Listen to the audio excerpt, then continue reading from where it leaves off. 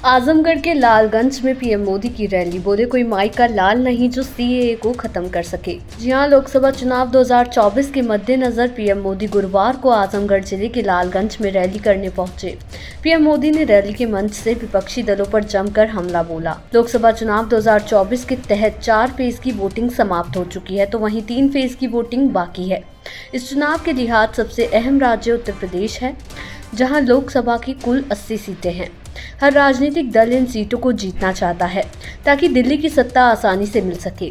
इसी क्रम में प्रधानमंत्री मोदी गुरुवार को यूपी के आजमगढ़ के लालगंज में जनसभा को संबोधित करने पहुंचे।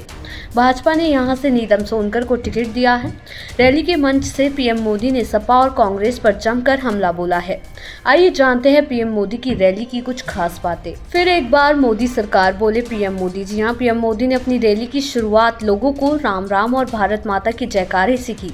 पीएम मोदी ने इस दौरान जिन लोगों ने हाथों में तस्वीर ले रखी थी पीएम मोदी की, उनसे तस्वीरों को भी मंगवाया।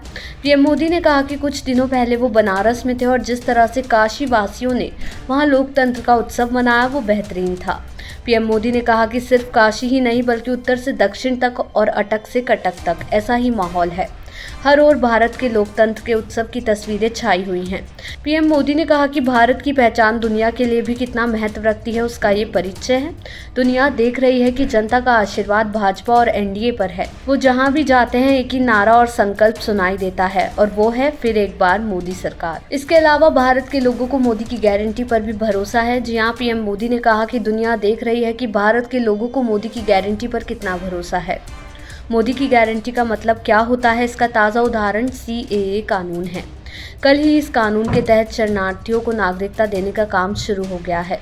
ये सभी भाई बहन हिंदू, सिख, बुद्ध, जैन, पारसी, ईसाई हैं जो बहुत समय से हमारे देश में शरणार्थी बनकर रह रहे हैं। पीएम मोदी ने कहा कि ये सब बंटवारे का शिकार है। पीएम मोदी ने ये भी कहा कि महात्मा गांधी ने कहा था कि ये लोग जब चाहे तब भारत आ सकते हैं। पीएम मोदी ने ये भी कहा कि ये लोग अपनी बेटी की इज्जत बचाने के लिए, धर्म बचाने के लिए भारत माँ की गोद में शरण लिए हुए हैं। लेकिन कांग्रेस ने इनकी सुध नहीं ली, क्योंकि ये कांग्रेस के वोट बैंक नहीं थे, जबकि इनमें से ज्यादातर दलित और ओबीसी वर्ग के लोग हैं। कांग्रेस और उसके साथियों ने इन पर जुल्म करने में कोई कमी नहीं की।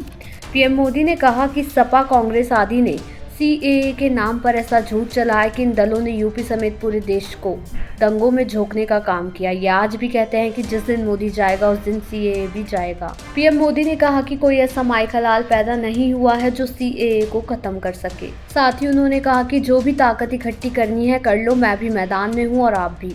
आप सीएए को नहीं मिटा पाएंगे। आने वाले दिनों में बंगाल से लेकर पंजाब तक रहने वाले शरणार्थी भारत माँ के लाल बन जाएंगे। साथ ही आपको बता दें कि पीएम मोदी की एक और गारंटी कश्मीर में भी दिख रही है।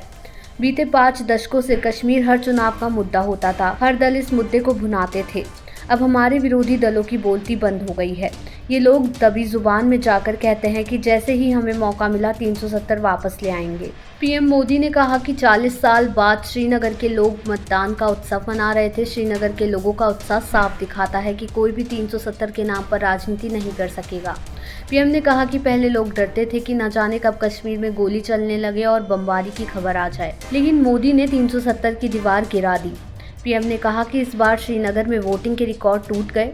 ऐसा काम वही कर सकता है जिसमें राष्ट्रवाद भरा हो। इसके अलावा पीएम मोदी ने देश के विकास और आरक्षण पर भी बात की। पीएम ने कहा कि ये लोग पिछड़े, दलित, आदिवासियों का आरक्षण छीनकर अपने वोट बैंक को देना चाहते हैं। पीएम ने कहा कि इंडियन गठबंधन के लोग आपकी संपत्ति का आधा हिस्सा छीनकर भी अपने वोट बैंक को देना चाहते हैं। देश के बजट को बांटना चाहते हैं। बजट का 15% माइनॉरिटी को देना चाहते हैं। देश के संविधान के लिए हमें एकता की जरूरत है। 70 साल तक हिंदू मुसलमान करते रहे, आओ एक होकर देश का नाम रोशन करें। पीएम मोदी ने ये भी कहा कि मैं द्वारका जी के दर्शन करने गया था, लेकिन ये कांग्रेस वाले इसका भी मजाक उड़ा रहे थे। बिहार में राजद वाले और यूपी में सपा वाले, उनके परिवार के मुखिया खुद को युद्धवंशी कहते हैं। पीएम ने कहा कि तुम कैसी युद्धवंशी हो, जिसके साथ बैठते हो वो कृष्ण को गोली दे रहा है। युद्धवंश का महत्व कौन समझता है ये आप जानते हैं।